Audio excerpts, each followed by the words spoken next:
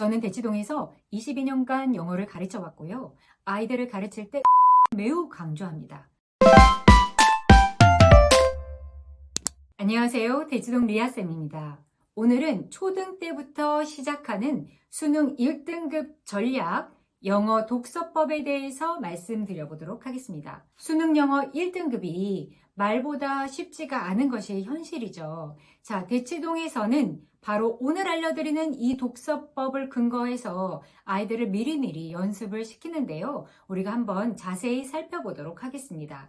지난 시간에 제가 청독하고 묵독에 관련해서 영상을 올려드렸더니 댓글에 묵독과 음독의 비율에 대해서 질문을 올려주셨어요. 그래서 오늘은 그 부분을 상세히 설명드리도록 하겠습니다.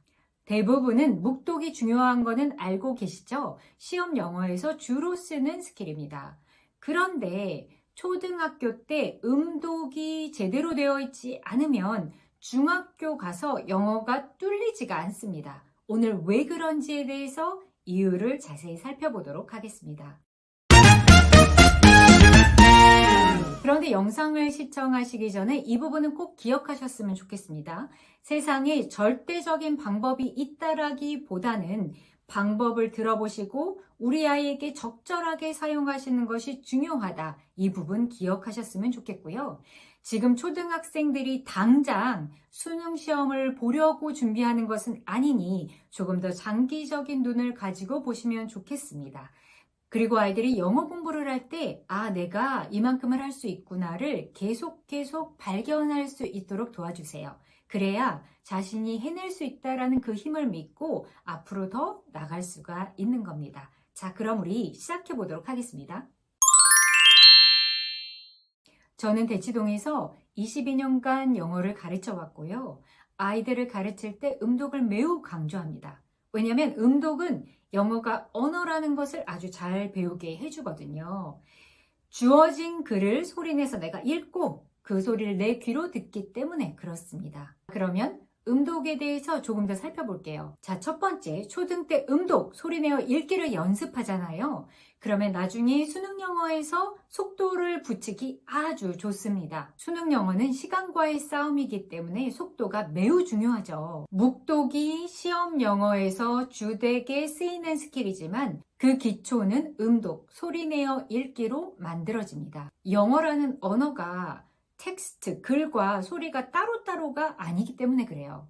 자, 음독, 소리내어 읽기는요. 첫 번째, 문장 구조를 자연스럽게 익히게 합니다. 눈으로 보고 소리내어 읽고 귀로 들으면서 자연스럽게 익히게 하거든요.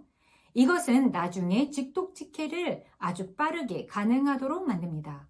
두 번째, 영어를 단순한 글자가 아닌 소리와 의미를 연결하는 언어로 습득하게 되고요. 세 번째, 발음, 억양, 유창성을 향상시켜서 자연스러운 독해력 또한 형성시킵니다. 그래서 나중에 초등 고학년, 중학교 때 묵독으로 전환이 아주 빠르고 쉽습니다. 하지만 두 번째로 우리가 기억해야 할 것은 초등 4학년, 5학년쯤 되었을 때는 묵독의 비율을 늘려가야 하는 거죠. 수능은 100% 묵독으로 진행되고요. 수능뿐만 아니라 모든 시험 영어가 그렇죠. 그래서 실전 대비를 위해서 묵독 연습은 필수입니다. 또 묵독을 많이 해야 지문을 빠르게 이해하고 많은 어휘와 문장을 습득할 수 있습니다. 그러니까 묵독과 음독의 균형 잡힌 연습이 장기적으로는 효과적입니다. 그렇다면 우리 아이에게 이 방법을 어떻게 적용하면 좋을까요? 자, 초등 1학년에서 3학년이다 하면 음독을 70% 정도, 묵독을 30% 정도를 정해서 시켜봅니다. 이 퍼센티지는 절대적인 것이 아니라 아이의 상황에 맞게 조금 조율하셔야 하는 것 알고 계시죠? 자, 그래서 하루에 한 15분씩 소리내어 읽기를 연습합니다. 이것을 통해서 발음과 리듬을 익히는 건데요. 소리내어 읽기가 피로감을 너무 준다면 더 짧은 시간을 연습해도 되겠죠. 그래서 예를 들면 아주 쉬운 책들 있잖아요. ORT라든가 Magic Tree House라든가 이런 쉬운 책들을 반복적으로 읽음으로써 문장의 쉬운 패턴 구조들을 배우고 또 억양과 발음들을 교정할 수도 있습니다. 자, 그럼 초등 4학년에서 6학년이다. 이러면 우리가 묵독을 늘려야 돼요. 그래서 음독을 50%, 묵독 50%로 잡되 점점 묵독의 비율을 늘려주시는 것이 맞겠죠. 자, 묵독을 연습시키기 위해서 만약 묵독에 부담감을 느끼는 아이라면 쉬운 원서를 묵독으로 오히려 시키는 것이 좋고요. 만약 묵독에 부담감이 크지 않다면 어려운 것들을 조금 더 섞어서 묵독을 지도하시는 것도 방법입니다. 자, 여기서 추가 팁을 하나 드릴게요. 이 부분이 더 중요할 것 같은데요. 다시 말씀드리지만 제가 말씀드린 비율은 절대적인 것이 아니라 아이들에 따라서 조금씩 조절하셔야 합니다. 추가 팁은 이렇습니다. 자, 첫 번째, 영어를 처음 배우는 아이들은 음독, 소리내어 읽기가 매우 중요하니까 꼭 연습을 시켜주세요. 단어와 발음을 자연스럽게 연습하는 데 필수입니다.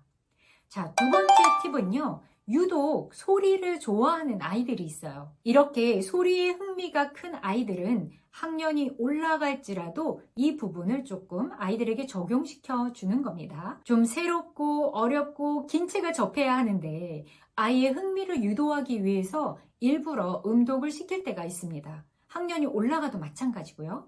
그래서 제 학생 중에도 4학년, 5학년 이렇게 올라가도 소리내어 읽어볼래요 하는 아이들이 있거든요. 근데 너무 긴 책들은 소리내서 다 읽을 수가 없으니까 앞에 처음 한두 장을 소리내어 읽도록 합니다. 그러면서 점점 묵독으로 옮겨가는 거죠.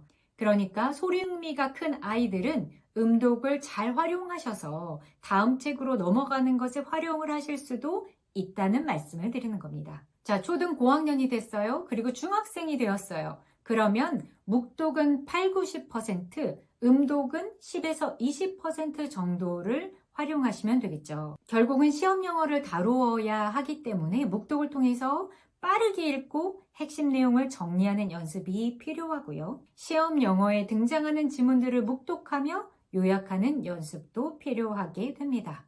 하지만 학년이 올라가고 중학교 이후라고 할지라도 집중력이 흐트러질 때는 음독을 활용하시는 것도 좋습니다.